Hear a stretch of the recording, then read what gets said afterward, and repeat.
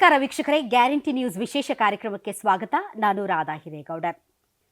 ಹಾವ ಭಾವ ಭಾವನೆಗಳನ್ನು ತುಂಬಿದ ನಟನ ಚತುರ, ಅಭಿಮಾನಿಗಳ ಹೃದಯಕ್ಕೆ ಲಗ್ಗೆ ಇಟ್ಟಂತಹ ಮಾಯಗಾರ, ಬದುಕಿನ ಪಾಠಕ್ಕೆ ಶಬ್ದದ ರೂಪವನ್ನ ಕಟ್ಟಿಕೊಟ್ಟ ಮಾಯಗಾರ, ಸರೋಜಾಳ ಮಮತೆಯ ಮಡಿಲಲ್ಲಿ ಬೆಳೆದ ಹೂಗಾರ, ಪ್ರೀತಿಸಿದವಳನ್ನೇ ಕೈ ಹಿಡಿದ ಪ್ರಿಯಕರ, ಸಾನ್ವಿ ಎಂಬ ಸಸಿಯನ್ನ ಬೆಳೆಸಿ ಹೆಮ್ಮರವಾಗಿಸಿ ನೆರಳಾಗಿ ನಿಂತ ಶಿಖರ, ಖಡಕ್ ಮಾತು, ಅಭಿನಯಕ್ಕೆ ಅಭಿಮಾನಿಗಳ ದಿಲ್ ಧಡಕ್.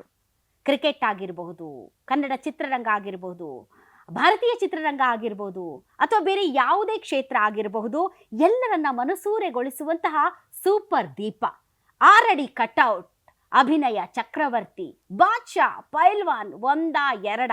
ಕನ್ನಡ ಅಂತ ಬಂದ್ರೆ ಕನ್ನಡದ ಕಣ್ಮಣಿಯಾಗಿ, ಆಸ್ಮಿತೆಯಾಗಿ, ಕನ್ನಡದ ಪರವಾಗಿ ಸದಾ ನಿಲ್ಲುವ ನಮ್ಮ ಕಿಚ್ಚ ಸುದೀಪ್ ಬಹಳ ವರ್ಷ, ಸುಮಾರು 2.5 ವರ್ಷಗಳ ನಂತರ ಮ್ಯಾಕ್ಸಿಮಮ್ ಆಗಿ ಮ್ಯಾಕ್ಸ್ ಮೂಲಕ ಈಗ ಎಂಟ್ರಿ ಹೊಡಿತಾ ಇದ್ದಾರೆ ತೆರೆಯ ಮೇಲೆ. ಹಾಗಾದ್ರೆ ಮ್ಯಾಕ್ಸ್ ಹೇಗಿದೆ, ಏನ್ ಹೇಳ್ತಾರೆ ಕಿಚ್ಚ ಸುದೀಪ್ ಅವರು? ಬನ್ನಿ ಅವ್ರನ್ನ ಮಾತಾಡ್ಸೋಣ. ಸರ್, ತಮಗೆ ಗ್ಯಾರಂಟಿ ನ್ಯೂಸ್ ವಿಶೇಷ ಕಾರ್ಯಕ್ರಮಕ್ಕೆ ಸ್ವಾಗತ. Thank you sir. 2.5 ವರ್ಷ ಕಾಯಿಸಿದ್ದೀರಾ ಸರ್. ಬಟ್ ನಾನು ಸಿನಿಮಾ ಪ್ರೋಗ್ರಾಮ್ಸ್ ಮಾಡಲ್ಲ, but I am a big fan of you. ಯಾಕೆಂದರೆ ಕನ್ನಡ ಅಂತ ಬಂದಾಗ ನೀವು ಎದ್ದು ನಿಲ್ಲೋ ರೀತಿ ಇದೆಯಲ್ಲ ಸರ್, ಆ ಖಡಕ್ ಮಾತು, ಮೇರಾ ಕ್ಯಾ ಮುಜೆ ಕ್ಯಾ, ಇದರಿಂದ ನನಗೇನು ತೊಂದರೆ ಆಗುತ್ತೆ ಅನ್ನೋದನ್ನು ಲೆಕ್ಕ ಹಾಕದೆ ನೀವು ಮಾತಾಡಿದ್ರಿ ರೀತಿ ಇದೆಯಲ್ಲ ಸರ್, ನಾನಂತೂ ನಿಮ್ಮ great one. I am totally ಫಿದಾ ನಿಮಗೆ. ಬಟ್ ಮಾತಾಡೋದು ಭಾಳ ಇದೆ ಸರ್. ಮೊದಲಿಗೆ ಮ್ಯಾಕ್ಸಿಂದನೇ ಶುರು ಮಾಡೋಣ. ಮ್ಯಾಕ್ಸ್ ಟೀಸರ್ ನೋಡಿದೆ ಸರ್. ನನ್ನ ಮಗ ಹೇಳ್ದ, ಈ ಮಾತು ಹೇಳಲೇಬೇಕು ನೀವು ಸುದೀಪ್ ಅವ್ರಿಗೆ ಅಂತ. ಸೈಕಾಗಿದೆ ಅಂತ ಹೇಳಮ್ಮ, ಸೈಕಾಗಿದೆ ಅಂತ ಹೇಳಮ್ಮ ಅಂತ. ಸೊ ತುಂಬ ತುಂಬ ವಂಡರ್ಫುಲ್. ಹೆಂಗಿದೆ ಅಂತಂದರೆ ಸರ್, ಎಲ್ಲರನ್ನೂ ಅಟ್ಟಾಡಿಸ್ಕೊಂಡು ಹೊಡೆಯೋದು ಒಂದೇ ರಾತ್ರಿಯಲ್ಲಿ ಗ್ಯಾಂಗ್ಸ್ಟರ್ ಥರ. ಪ್ರತಿ ಸರ್ ವಿಲನ್ನಲ್ಲೂ ಕೂಡ ಏನದು, ಆನೆ ಬಂತೊಂದಾನೆ, ಯಾವೂರಾನೆ, ಬಿಜಾಪುರದಾನೆ. ಈ ಸರಿ ಬಾಬಾ ಬ್ಲ್ಯಾಕ್ ಶಿಪ್. ಅದೇನು ಸರ್, ಹುಡುಗರಿಗೆ ಪಾಠ ಹೇಳ್ದಂಗೆ ಶುರುವಾಗುತ್ತೆ ನಿಮ್ಮ ಎಲ್ಲ ಟೀಸರ್ಗಳು. ಡೈರೆಕ್ಟರ್ಸ್ ಅವರು ಆ ರೂಪದಲ್ಲಿ ನೋಡೋಕೆ ಇಷ್ಟಪಡ್ತಾರೆ, ಆ ಥರ ಬರೀತಾರೆ. ಸೊ ಅವ್ರು ಎಲ್ಲರ ಜೊತೆಗೆ ನನಗೂ ಅಷ್ಟೇ ಎಕ್ಸೈಟ್ ಆಗುತ್ತೆ ಈ ಥರ ಎಲ್ಲ ಬರೆದಾಗ. So I guess it works. ಆಮೇಲೆ ನಿಮ್ಮ ವಾಯ್ಸ್ ಸರ್, ಅದು ಸ್ಕ್ರೀನ್ ಮೇಲೆ ಹಂಗೆ ಬಂದ ತಕ್ಷಣ ಅದೊಂಥರ ಸಿಂಹ ಗರ್ಜನೆ ಥರ. ಹೋಗ್ತಾ ಇರೋರು ಸ್ಟಾಪಾಗಿ ಏನೋ ಹೇಳ್ತಾ ಇದಾರಲ್ಲಪ್ಪ ಅಂತ ನಿಂತ್ಕೊಂಡು ನೋಡಬೇಕು. ಸೊ ನಿಮ್ಮನ್ನು ಟೋಟಲಾಗಿ ಯೂಸ್ ಮಾಡ್ತಾರೆ ಸರ್ ಅವರು.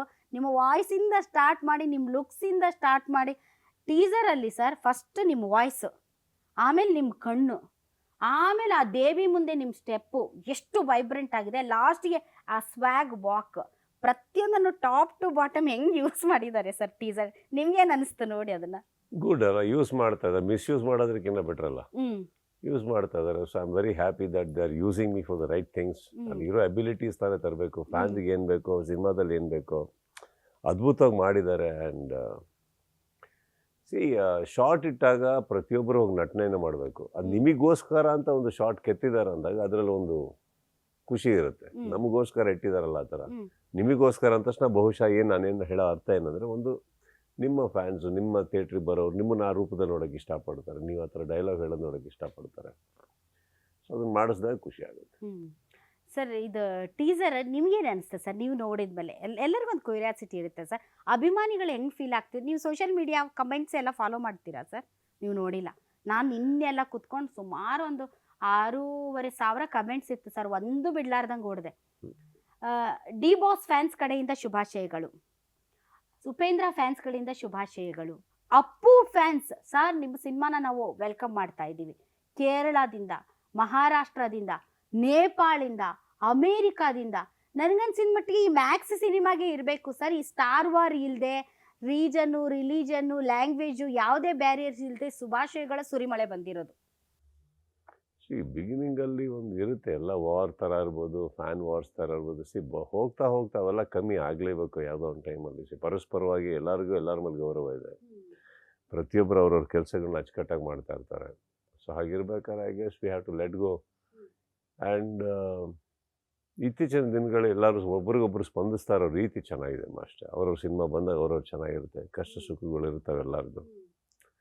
ನಡೀತಾ ಖುಷಿ ಆಗುತ್ತೆ ಅಷ್ಟೇ. ಆ ಥರ 2 ವರ್ಷದಲ್ಲಿ ಚೇಂಜ್ ಆದಂಗಿದೆ ಸರ್ ಎಲ್ಲ. ಚೇಂಜಸ್ ಅನ್ನ, ಯಾವ ಚೇಂಜಸ್ನು ನೀವು ತುಂಬ ಸೀರಿಯಸ್ ಆಗಿ ತೊಗೊಳಕ್ಕೆ ಹೋಗ್ಬೇಡಿ. ಅದು ಯಾವ ಟೈಮಲ್ಲಿ ಬೇಕಾದ್ರೆ ಮತ್ತೆ ಚೇಂಜ್ ಆಗ್ತವೆ. ಆ ಥರ ಅಲ್ಲ. ಏನಾಗುತ್ತೆ, ಯಾರಿಗಾರ ಒಂದು ಏನಾದ್ರು ಎಲ್ಲರಿಗೂ ಒಂದು ಬರುತ್ತವ ಒಂದೊಂದು.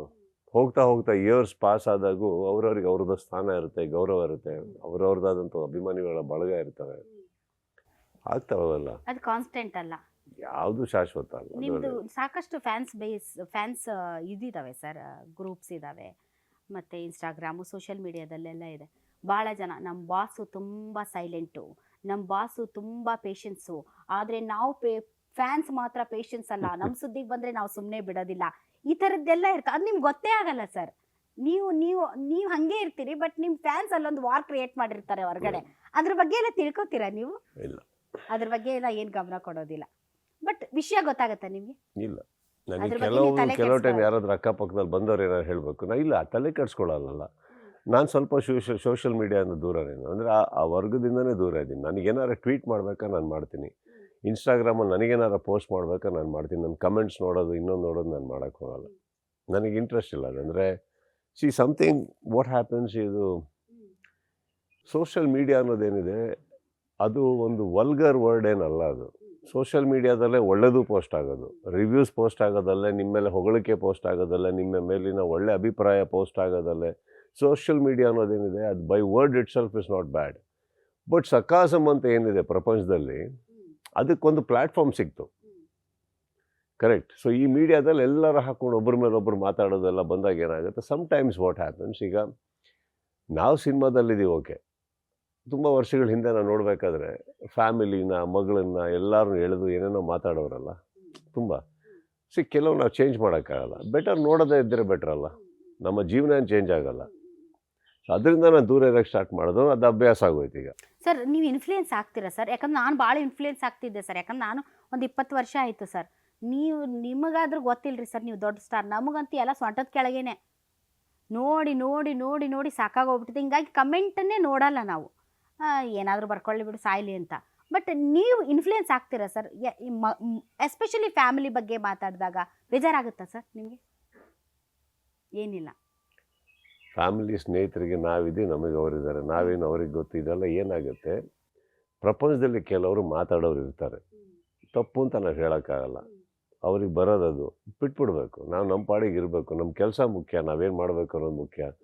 ಒಳ್ಳೇದು ಹೇಳ್ಕೊಂಡು ಎಷ್ಟೋ ಲಕ್ಷ ಜನ ಇದ್ದಾರಲ್ಲ, ಯಾವುದೋ 10-20 ಬಗ್ಗೆ ತಲೆ ಕೆಡ್ಸ್ಕೊಂಡು ನೀವು ಅಷ್ಟೆಲ್ಲ ತಲೆ ಕೆಡ್ಸ್ಕೊಳ್ಳೋದು ತಪ್ಪಾಗುತ್ತೆ, ಬಿಟ್ಟಾಗ್ತಾರೆ. ನನಗೆ ನನಗೆ ಇವೆಲ್ಲ ಇನ್ಫ್ಲುಯೆನ್ಷಿಯಲ್ ಆಗಿ ಬೆಳೆಯೋಣ, you should be a good influence to others. ನನಗೇನೋ ಒಂದು ಇನ್ಫ್ಲುಯೆನ್ಸ್ ಮಾಡುತ್ತೆ ಅಥವಾ ಇರಿಟೇಟ್ ಮಾಡುತ್ತೆ ಅಂದ್ರೆ ತಪ್ಪಾಗುತ್ತೆ. ಸರ್ ಈಗ ಇದು ಟೀಸರ್ ನೋಡಿದ್ವಲ್ಲ ಸರ್, ಫುಲ್ ಕತ್ಲೆಯಲ್ಲೇ ಶೂಟ್ ಮಾಡ್ದಂಗಿದೆ. ಇಲ್ಲ ಲೈಟ್ ಹಾಕಿದೀವಿ ಸರ್. ಕತ್ಲೆ ಅಂದ್ರೆ ರಾತ್ರಿ ಹೊತ್ತು ಸರ್, ಅದನ್ನ ಹೇಳಿ. ಕತ್ಲಲ್ಲಿ ಶೂಟ್ ಮಾಡ್ಯಾರ ಅಂದ್ರೆ ಫುಲ್ ಕತ್ಲೆ ಕಾಣುತ್ತೆ ಅಂದ್ರೆ ರಾತ್ರಿಯಲ್ಲೇ ಶೂಟ್ ಮಾಡಿರೋದು ಸರ್? ಫುಲ್ ಸಿನಿಮಾನೇ ರಾತ್ರಿನಾ ಸರ್? ಹೌದು, ಒಂದು ರಾತ್ರಿಯ ಕತೆ, ಆದ್ರೆ ಭಾಳ ರಾತ್ರಿ ಶೂಟ್ ಮಾಡಿದಿರಿ. ಒಂದು ರಾತ್ರಿ ಶೂಟ್ ಆಗಲ್ಲ, ಸಾಧ್ಯ ಅಲ್ಲ. ಅದನ್ನೇ ಕೇಳ, ನೀವು ಒಂದು ಇಂಟರ್ವ್ಯೂ 1 hour ಶೂಟ್ ಮಾಡ್ತೀರಾ, ನೀವು ಅರ್ಧ ಗಂಟೆ ಬರೋದು. ಅಲ್ಲ ಸರ್, ಒಂದು ರಾತ್ರಿಗೆ ಎಷ್ಟು ರಾತ್ರಿ ಶೂಟ್ ಮಾಡಿದ್ರಿ? ಆಯ್ತು 110-120 ದಿನ ಮಾಡ್ಯಾರ. ಅಂದ್ರೆ ಇಂಡೋರ್ ಎಲ್ಲ ತೆಗಿಬೇಕಾದ್ರೆ ನಾವು ಡೇ ಟೈಮಲ್ಲಿ ತೆಗ್ದಿದ್ದೀವಿ. ಇಡೀ ಬಿಲ್ಡಿಂಗ್ ನ ಕತ್ಲ್ ಮಾಡ್ಕೊಂಡು, ಅಂದ್ರೆ ಹೊರಗಡೆ ಕವರ್ ಮಾಡ್ಕೊಂಡು, ನೈಟ್ ಎಫೆಕ್ಟ್. ಬೆಳಗ್ಗೆನೂ ಮಾಡಿರಿ? ಬೆಳಗ್ಗೆ 100%. ಇಡೀ ಇಂಡೋರ್ ಅಲ್ಲಿ ವೇಸ್ಟ್ ಅಲ್ಲ. ಈಗ ಮನೆ ಒಳಗಡೆ ನೀವು ಒಂದು ಸ್ಟೇಷನ್ ಒಳಗಡೆ, ಮನೆ ಒಳಗಡೆ ಎಲ್ಲ ತೆಗಿಬೇಕಾದ್ರೆ ರಾತ್ರಿ ಹೊತ್ತು, why do you want to go in the night? ಅದು ಒಳಗಡೆ ಲೈಟ್, ಹೊರಗಡೆ ಲೈಟ್ ಸೋರ್ಸ್ ಕಟ್ ಮಾಡ್ಕೊಂಡ್ರೆ ಅದು 1.5 ತಿಂಗಳು 2 ತಿಂಗಳು ಮಾಡಿದೀವಿ. ಅದಾದ್ಮೇಲೆ ಔಟ್ಡೋರ್ ಹೋದ್ಮೇಲೆ ಕಂಟಿನ್ಯೂಸ್ ನೈಟ್ ಎಫೆಕ್ಟ್ಸ್ ಇತ್ತು. ಗ್ಯಾರಂಟಿ ನ್ಯೂಸ್, ಸುದ್ದಿ ಖಚಿತ, ನ್ಯಾಯ ನಿಶ್ಚಿತ.